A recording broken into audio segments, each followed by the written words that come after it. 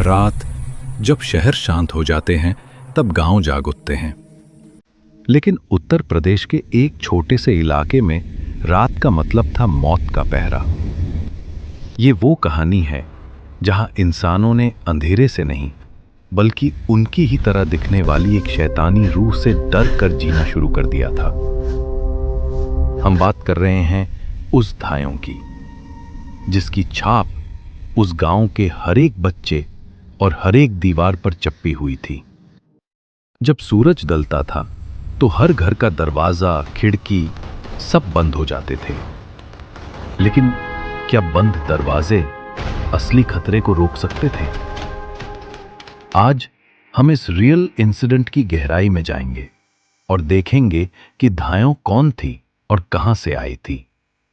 साल 1928 का था। गांव का नाम जरूरी नहीं, लेकिन उसकी कहानी जरूरी है।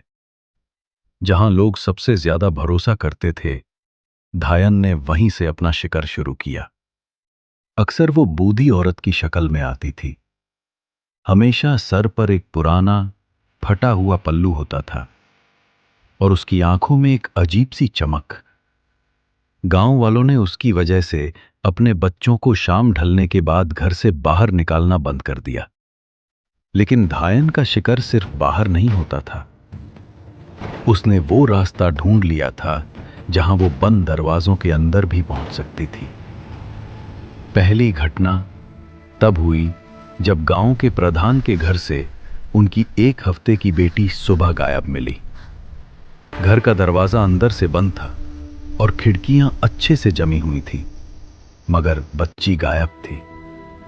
इसी दिन से गांव ने जान लिया कि उनका सामना किसी चोर या आम जानवर से नहीं, बल्कि एक ऐसी शक्ति से है जिसको ताले नहीं रोक सकते। जब एक के बाद एक ऐसे ही बच्चों के गायब होने की खबरें आने लगी तो गांव में खून का डर फैल गया। लोग धाया को भगाने के लिए तरह तरह के देसी नुस्खे अपनाने लगे। दरवाजे पर नींबू मिर्ची लटकाना, रास्ते में उल्टे जूते रखना, क्योंकि माना जाता है कि धाया उल्टे जूतों की डायरेक्शन में चक्कर काटने लगती है। लेकिन धायों को रोकना आसान नहीं था।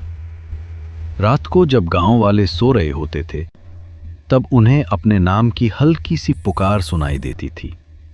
आवाज उनकी मां या बहन की होती थी, और जिसने भी उस आवाज पर भरोसा करके दरवाजा खोला, उसके बाद कोई वापस नहीं आया। अब सवाल ये था, ये धाया कौन थी और इसका शिकार करने का मकसद क्या था? इसका जवाब मिला गांव के सबसे बूढ़े बाबा के पास। गांव की इस मुसीबत का एक ही हल था, और वो थे ज्ञानी जी बाबा। गांव के किनारे रहने वाले इन बाबा ने हमेशा से अदृश्य शक्तियों, इनविजिबल पावर्स पर ज्ञान रखा था। जब लोगों ने उनसे मदद मांगी तो बाबा ने उनकी बात सुनकर आंखें बंद की और कुछ देर बाद एक चिंताजनक चेहरा बनाया।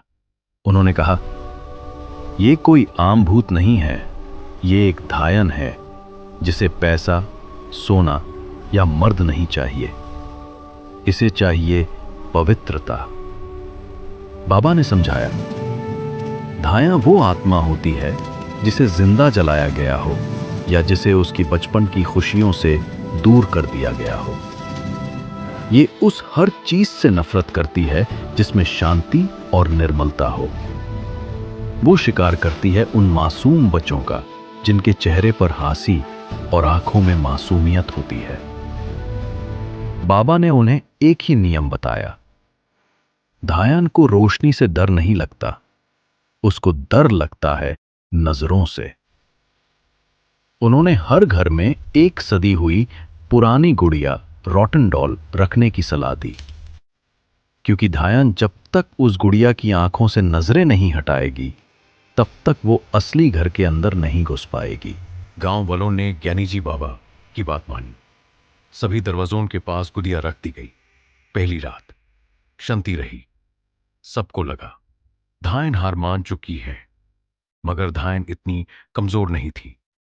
रात के तीसरे पहर 3 बजे, जब सबसे गहरा अंधेरा छाया था, लोगों ने अपने दरवाजों पर हल्की सी दस्तक सुनी।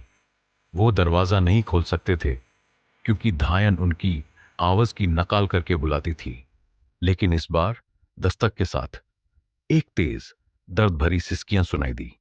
ये आवाज किसी इंसान की नहीं, एक छोटे बच्चे के रोने की थी, लगभग वैसी ही जैसा कि प्रधन की गायब हुई बेटी की थी। एक नौजवान जिसका नाम करण था, वो ये दर्द सुनकर से नहीं पाया। उस लगा कि धायन ने किसी और के बच्चे को पकड़ लिया है और वो उसे तड़पता हुआ छोड़ रही है ताकि लोग बाहर आए। डर और दया के बीच करण ने धोखा खा लिया।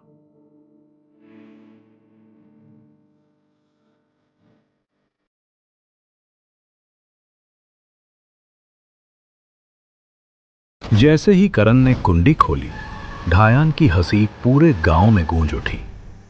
वो रोना पल भर में एक तेज, खौफनाक हंसी में बदल गया। ढायान करण के सामने थी और उसकी आंखें उस गुड़िया की आंखों से हट चुकी थी। करण ने उसे देखते ही अपनी नजरें फेर ली, क्योंकि बाबा ने कहा था नजरें मत मिलाना। मगर तब तक बहुत देर हो चुकी थी। ढायान ने उसे अपने शक्तियों से खींच लिया और उसे जमीन पर पटक दिया। लेकिन ढायान करण को शिकार नहीं बना पाई, क्योंकि वो गुड़िया अभी भी दूर पड़े दरवाजे पर ढायान को घूरे जा रही थी। ढायान की शक्तियां कम होने लगी। वो करण को जख्मी करके एक दर्द भरी चीख के साथ हवा में घुल गई। करण जिंदा था, लेकिन उसकी आंखों में वो खौफ छाप चुका था। उसने ढायान की असलियत देखी थी। वो एक खुशियों से दूर, गुस्से से भरी नंगी रूह थी। करण जिंदा बचा, लेकिन उसके बाल कुछ ही दिनों में सेफ्ट हो गए। गांव वालों ने उस दिन से हमेशा गुड़िया की आंखों पर भरोसा किया। लेकिन इस कहानी का सबसे बड़ा राज यहां खत्म नहीं होता। कुछ सालों बाद ज्ञानी जी बाबा ने गांव से जाने से पहले एक बात बोली थी। धायन का साया एक घर से दूसरे घर जाता है, वो गुड़िया को नहीं छोड़ेगी। आज भी उस गांव में दरवाजे रात होते ही बैंड हो जाते हैं, और जब वो बैंड होते हैं तो लोग डर से दरवाजे के पास रखी गुड़िया की आंखों को ताकते रहते हैं, क्योंकि उन्हें पता है कि धायन सिर्फ शिकार ही नहीं करती, वो हमेशा एक नया घर ढूंढती है। और अगर आपको लगता है कि यह कहानी सिर्फ उस गांव की है, तो एक बार अपने घर की दीवारों पर ध्यान से देखिए। क्या आपको भी हल्की सी सिसकियां सुनाई दे रही हैं? कमेंट करके जरूर बताएं। क्या आप इस धायन के बारे में और जानना चाहते हैं?